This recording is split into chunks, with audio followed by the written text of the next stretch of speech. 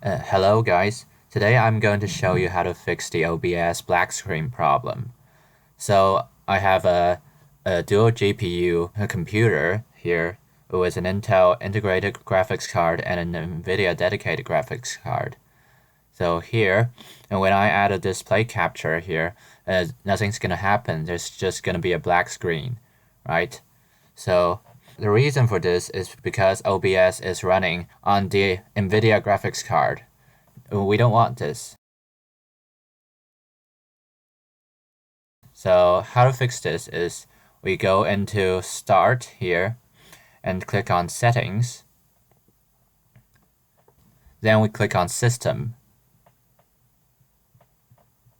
Scroll to the bottom and find Graphics Settings. So you make sure this is selected to Classic App and click Browse.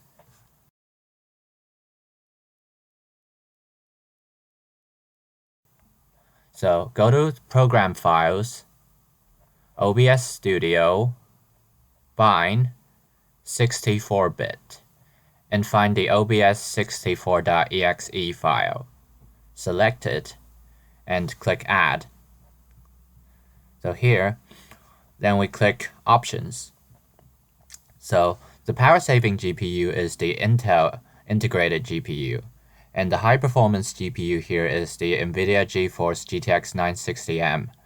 So we want to select the power-saving GPU. And then we click Save. And now, we just need to reopen OBS-Studio.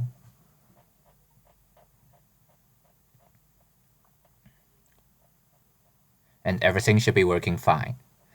So this is the message for Windows 10 1909. It's gonna be a little different on older Windows 10 versions, but it's basically the same.